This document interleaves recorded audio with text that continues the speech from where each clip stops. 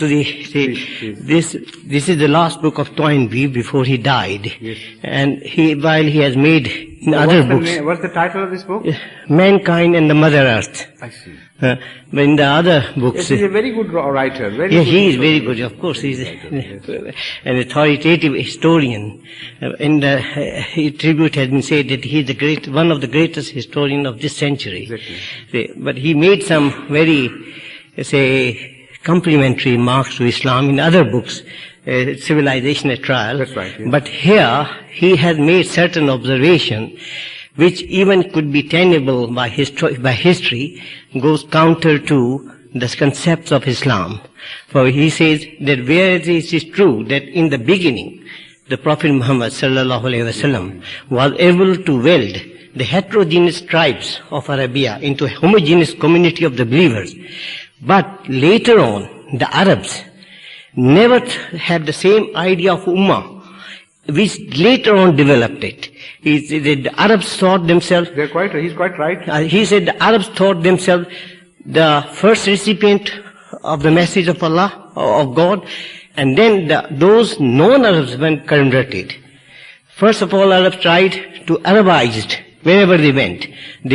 Syria, they no Arabic language. He said they changed them completely, Arabized, completely in total. But Persia refused to be Arabized in the sense that, language, they did not leave their language, their culture. And then he said that when later on, the Turks, and particularly the Mughal gave the very devastating, stroke to the Muslims. And but the Mughals, he says, they became Muslim later on. And then they were so converting in Islam so much that whereas the Arabs were calling the non-Arab Muslims as Mawali. They said, yes, you are, the message is universal of Islam. But the concept of Ummah, he said, it developed later on, because they were called Mawali. But then the other majority of the non-Arabs became so much, and they were much more zealous about the, propagation of Islam.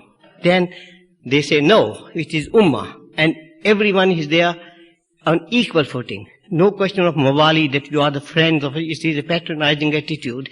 And that he said, then came the idea, universal Ukhwatul Muslimin. He is partially right. Mostly right, I should say, but here he is also wrong. When he says that the Arabs deviated from Rasul Kareem sallallahu alaihi wasallam's instructions and practice after his demise, and then they started roaming about in various directions, finding their identity, which they could not find, not in every experience, the same identity emerged. But with different experiences, different identities emerged, and they became into clash with each other, and there was no concept of Ummah left. So they were a divergent people. But later on, when Islam spread farther and became larger and global, then the Arabs started conceiving a much wider concept of Ummah than ever before it was conceived. Is that the argument? No, he said the concept of Ummah was proposed and propagated by the non-Arab Muslims. That is also wrong. That is also wrong. Because in the very first statement he has admitted that Ummah was created by Ahmad sallallahu alaihi wasallam, in which there was no geographical, racial difference involved, and whoever believed became one with him. He begins with that statement. Yeah. So what he should have said, was this, that through long experience, ultimately, the Ummah found its identity with the introduction of non-Arabs later on. Yes, that's and they rediscovered themselves to be the Ummah created by Ahmad sallallahu alaihi wasallam. That statement would be the perfect, complete statement. Yes. But the one he said that the Arabs discouraged the conversion of the Muslims. That's because of the jizya.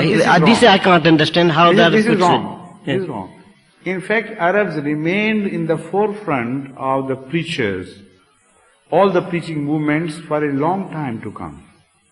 for the first few centuries, they played the leading role. And I have forgotten the title of the book, only recently published, in which for the first time, a very honest and serious attempt is made to dissociate the spread of Islam with the spread of the political power of Islam.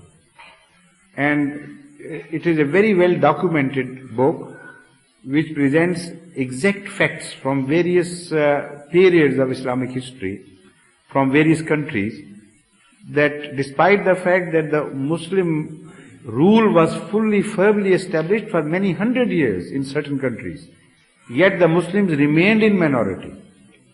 And no effort was ever made to convert people through the force of sword. And at the same time, there were parallel current movements along with the political flow. There were parallel movements of preachers who had absolutely no earthly power, and they continued preaching, and through preaching they continued converting people. And so he proves, I think I don't remember the name of the author, but I may be able to lay my hand to it. If I get, I'll send you the book. But you can find out from some librarian, any book recently within the last few years published on this title. I'm very bad at remembering titles, and the names. But I remember the subject matter all right. Uh-huh. So, this is what is proved in that book. And it's a very authentic presentation of facts. And the author who has worked it out is a Christian author. So you better have access to that book. You will find it very interesting. Mm-hmm.